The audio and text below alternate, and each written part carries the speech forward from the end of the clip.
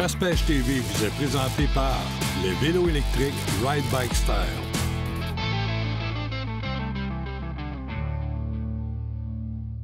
Deschamps Automobile de Sainte-Julie vous présente la destination de la semaine.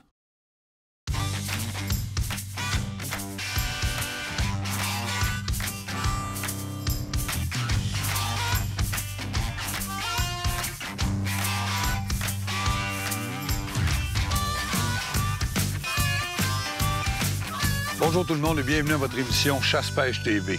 Aujourd'hui, on est au pavillon Barclay avec une émission La Relève. Quand on parle de relève, c'est sûr que vous pensez tout de suite des jeunes vont faire partie de l'émission. Non, on parle de relève de 50 ans et plus.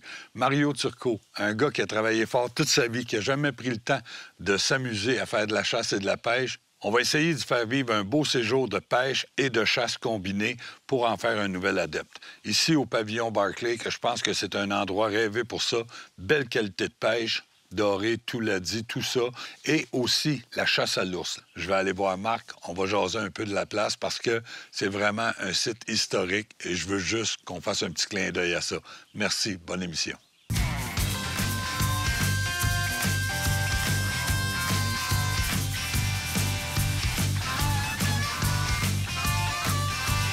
Je suis en compagnie de Marc Filion de Pavillon Barclay. Hey Marc, premièrement, merci beaucoup de l'invitation. C'est vraiment apprécié. C'est vraiment un plaisir de te recevoir à la pourvoirie, Norman. Je disais en ouverture d'émission qu'on va travailler aujourd'hui avec la relève, mais c'est pas des jeunes, là. Je te l'avais dit, j'amène des nouveaux chasseurs-pêcheurs. Non, c'est très intéressant d'amener de la nouvelle relève qui sont... c'est des gars qui sont plus âgés, ils ont été très occupés, puis là, aujourd'hui, on va leur faire vivre une excellente chasse à l'ours puis une belle pêche au doré. J'en doute même pas. Mais moi, là, ce qui m'impressionne quand on rentre ici, là, c'est le site ancestral, si on veut. Oui. Notre site est assez âgé. Ça a débuté dans les années 1880. Oui. Jusqu'à aujourd'hui. Ça a déjà été un poste de traite avec les Autochtones dans le temps. Aujourd'hui, c'est rendu une pourvoirie qui fonctionne très bien. C'est pas un aménagement comme on voit d'habitude, là, tous les chalets en ligne, là, puis c'est vraiment comme un petit village. C'est sous forme de village. Ouais. Il n'y a aucun véhicule qui stationne sur la propriété. Okay. On a un grand stationnement, fait que tu as toujours l'impression d'être seul en nature, même si tu es relié. Comme ça se passait dans le temps, là. Il n'y avait pas d'auto en avant des maisons. Là. Absolument. L'électricité OK, ça, c'est important de le mentionner. Absolument, oui. Marc, ici au pavillon Barclay, qu'est-ce qu'on va retrouver comme chasse? Ici, c'est la chasse à l'ours. La chasse à l'ours, c'est vraiment notre dada. Parce qu'il y en a de l'ours. Il y a vraiment beaucoup d'ours. On est dans la réserve faunique La Vérandrie. Il y a énormément d'ours dans la réserve. Puis à chaque fois qu'on récolte un ours, parce qu'il n'y a pas de prédateurs pour ces animaux-là, quand on récolte un ours, on sauve la vie de plusieurs orignaux. C'est ça. On aide le chapitel des orignaux en même temps. Y a-t-il la chasse au petit gibier qui se fait ici aussi? C'est nouveau de cette année. On commence la chasse au petit gibier. Ça va être vraiment intéressant. Parce qu'il y en a du petit gibier ici. Mais on en a vu en danse en venant, là, c'est vraiment extraordinaire. La pêche, on parle de quoi? La pêche, c'est la pêche au doré et tout l'a dit. Il y a du brochet aussi. Moi, je te propose, avec la température d'aujourd'hui, peut-être de mettre un peu la chasse à l'ours de côté, d'attendre que ça se dégage pour faire des belles images. Non, quand je regarde la température d'aujourd'hui, c'est la pêche au doré. Je te suggère d'y aller. Toi, tu le dis, hein, quand il fait soleil ici, la pêche est difficile. Puis quand il fait mauvais, wow! Go, on y va. C'est facile à expliquer, la clarté de l'eau ici. Exactement. Le Barclay, l'eau est extrêmement translucide dedans. Fait que les journées nuageuses, on se concentre sur le doré. Quand il y a du soleil, on se concentre sur le tout-lait-dit. Good. Mes amis, on va aller avec mon ami Mario s'amuser à essayer de prendre quelques dorés. Puis, par la suite, on verra sa chasse à l'ours. En tout cas, on y souhaite merde. C'est le mot de Cambronne. On peut pas rien dire de plus. Hey, merci beaucoup, Marc. Ça fait plaisir, Norm. Good.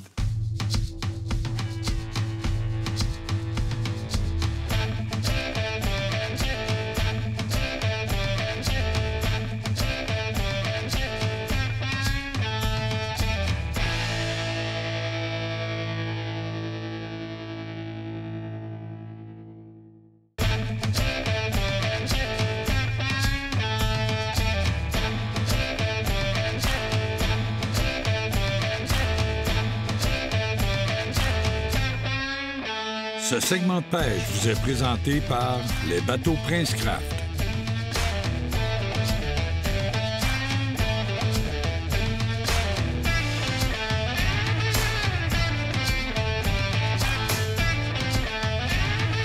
Oh, fiche. J'en ai un, Mario. J'en ai un.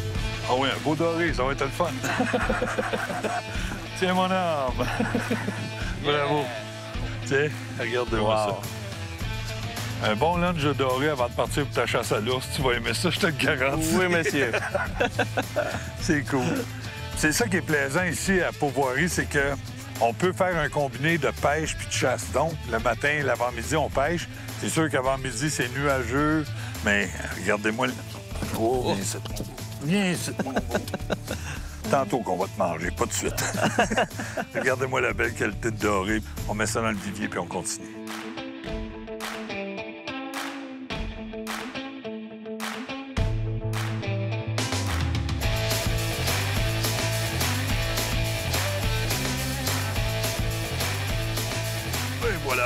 Et voilà, Mario. Oh, ça va prendre l'appui. Oh, un autre beau doré, mon âme. Oh, wow. Excellent. Wow, le beau poisson. Tiens. Hey, avec l'hameçon vraiment piqué vers le palais, ce qui veut dire qu'il ramasse agressif. Regardez la coloration parfaite du doré. C'est cool, hein? Vraiment, vraiment.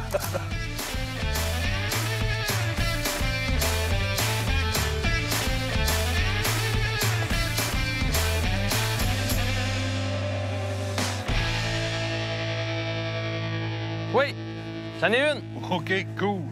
Yes. Une. Yes. Une ou un? Un. N'importe quoi, je le veux. On va aller chercher un puits. N'importe quoi, je le veux. Oh, ça a l'air beau, à part ça, là. Ça a l'air vraiment beau. Aïe, aïe, aïe. Oh, le beau doré que t'as là, Mario. Wow! Amène-moi ça. Oui, monsieur! Yeah! Excellent! Excellent! Bravo! Yeah! Hey, regarde-moi le beau doré. Tiens, mes amis. Wow! Avec une petite jig de... Tiens. Wow! Z-Man. C'est vraiment, vraiment hot. Tiens, wow. Hey, Mario. Vraiment beau poisson. Je te laisse ça de même. Tiens, tu nous présentes ça. Mets attention à tes doigts dans la bouche. Les dents sont quand même assez importantes. Tiens, Wow! c'est cool! Tu sais, c'est sûr, comme je vous disais en début d'émission, Mario, c'est un nouveau pêcheur, nouveau chasseur. Faire vivre des expériences de même, c'est vraiment le fun. C'est aussi le fun pour moi que ça peut l'être pour lui en ce moment.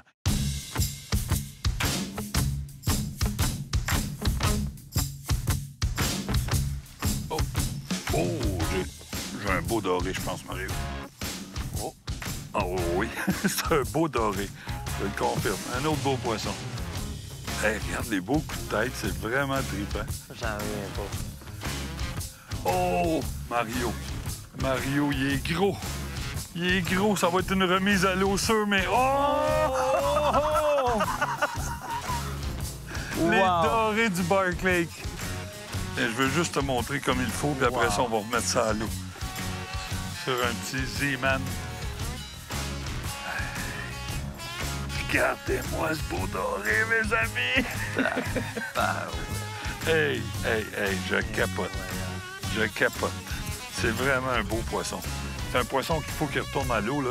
Ça dépasse les 6 livres. Et ça dépasse la longueur aussi, c'est sûr. On va prendre une belle photo, on met ça tout de suite à l'eau. Parfait.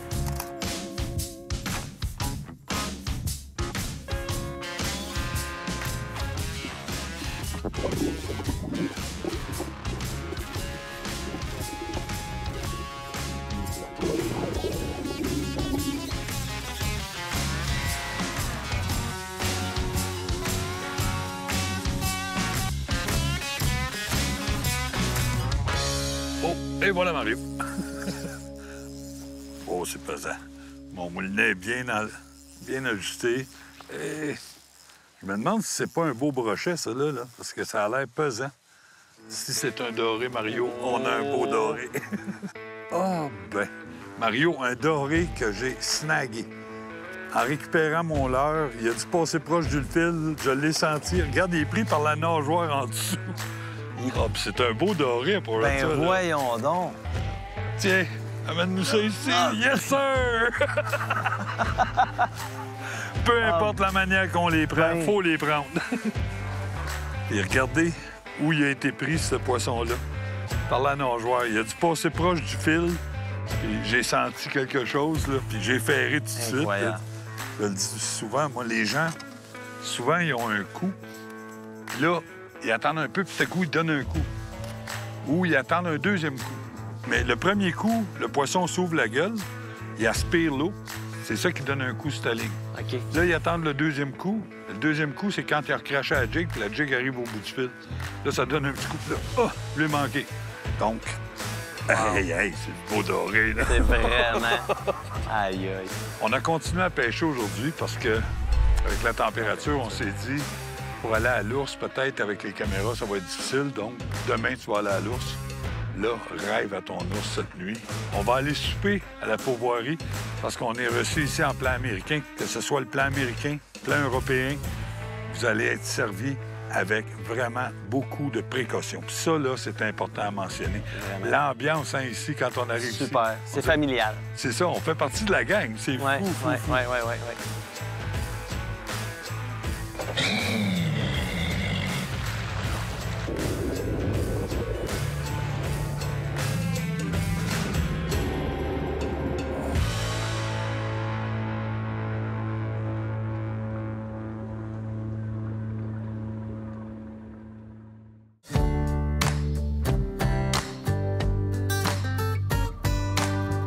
Je vais prendre quelques minutes de l'émission aujourd'hui pour vous parler du moteur qui me propulse mon embarcation.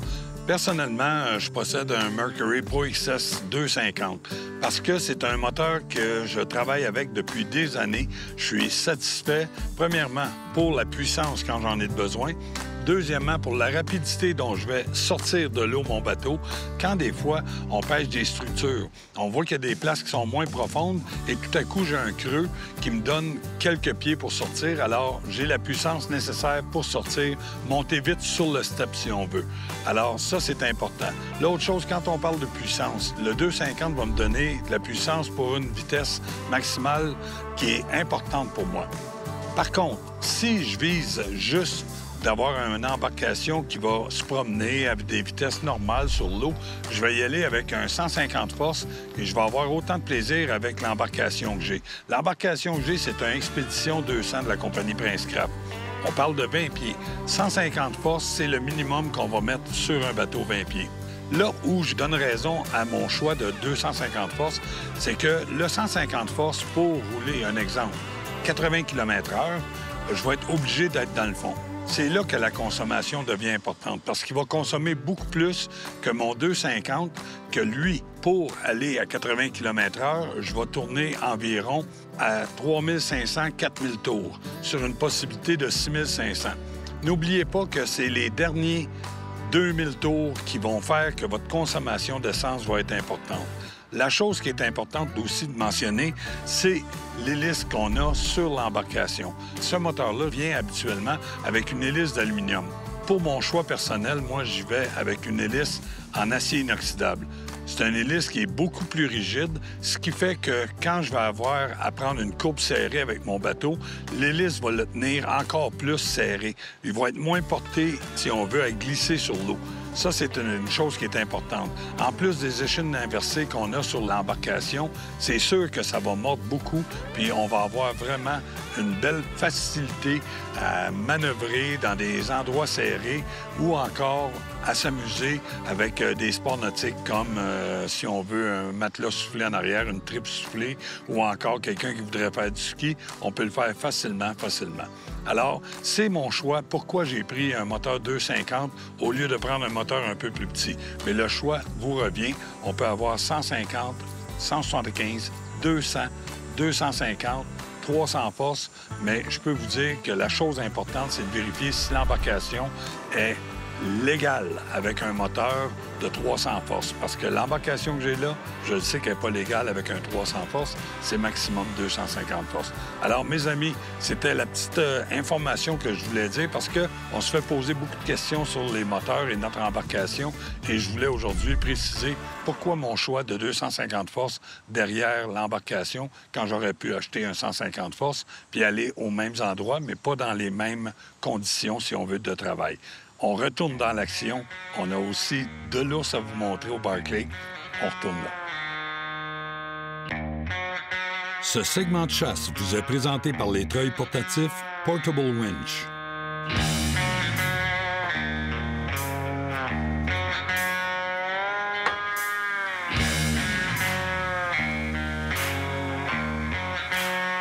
En arrivant sur mon site de chasse, je me suis senti vraiment fébrile. C'est la première expérience, donc c'était spécial, là.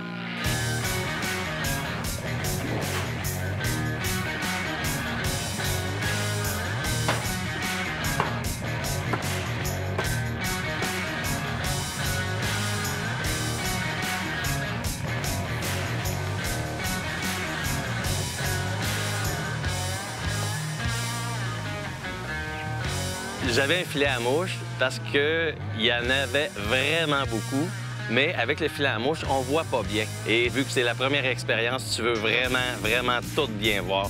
Fait que là, je l'enlevais, mais quand il y en avait vraiment beaucoup trop, je le remettais.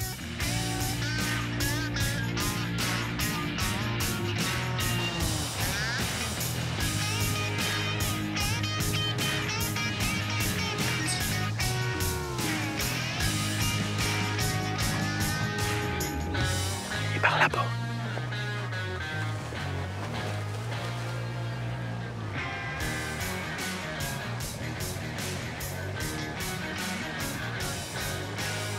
Quand j'ai vu mon premier ours arriver, c'était spécial parce qu'on savait pas gager la grosseur. On le prend-tu, on le prend-tu pas?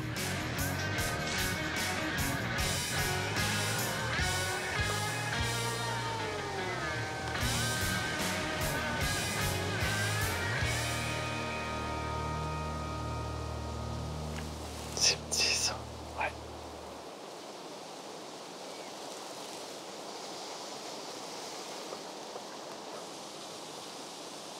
Ah, il est pas si pire. Avant d'aller au baril, il s'est emmené vers nous, vraiment près, puis il s'est assis, puis il nous regardait de proche, puis il nous a sentis. On bougeait pas du tout. On attendait qu'il se réveille parce qu'on voulait vraiment pas qu'il s'en aille. Plus que je le regarde, plus qu'il n'est pas si pire. Juste parce qu'il était plus loin. Je vais attendre qu'il se place. Ouais. Je bouge pas. Non, c'est parfait. Il nous savent.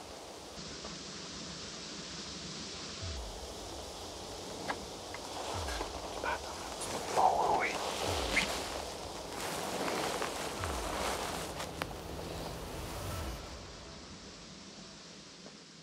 Là, on l'a laissé aller, mais plus que ça l'avançait, plus que passé proche du baril, là, on a dit, ben, il est pas si petit que ça, finalement.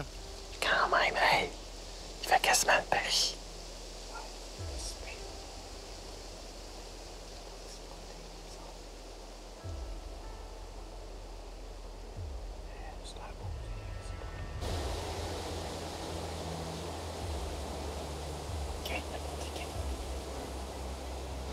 J'aime branche d'un champ.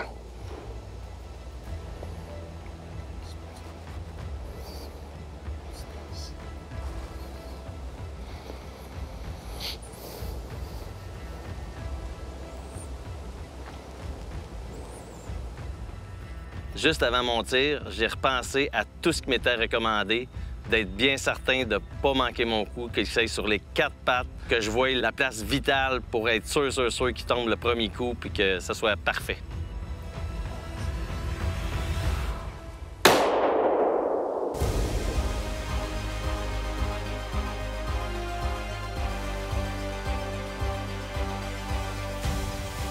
Après le tir, j'étais beaucoup plus nerveux qu'avant le tir. J'espère que je l'ai eu. Je suis sûr que j'ai tiré à la bonne place. Il est parti vite. Il n'a pas été loin, mais il était dans les branches. Je pouvais pas le voir. Fait que là, j'étais vraiment nerveux. Il fallait attendre 20 minutes selon les recommandations. J'avais hâte d'arriver.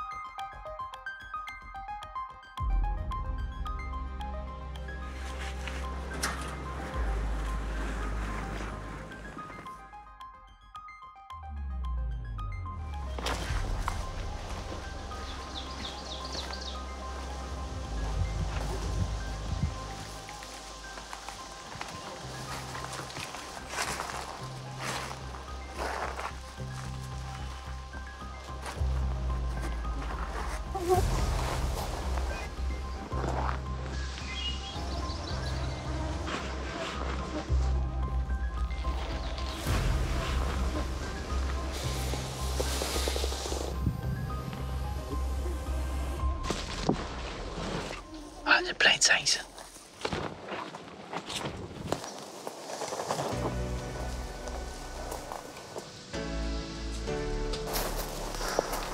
Quand j'ai retrouvé mon ours, j'étais vraiment content.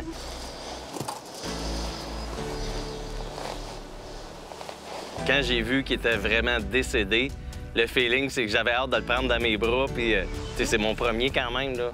Puis de le prendre, de le lever, là, puis c'était beau, là. J'étais content, j'étais fier, là.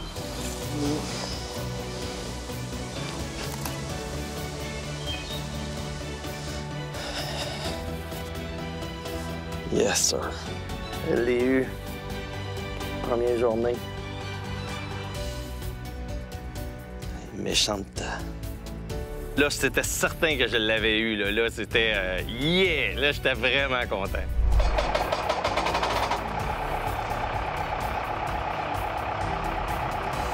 L'ambiance du Barclay, c'était vraiment convivial. Les gens sont vraiment bonne humeur, puis on est bien reçus.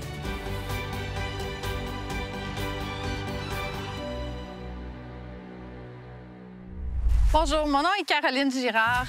Ça fait 3 ans que je chasse. C'est ma première fois que je récolte un beau gibier comme ça. Alors, je tiens à remercier le pavillon Barclay pour la belle expérience extraordinaire de toute ma vie.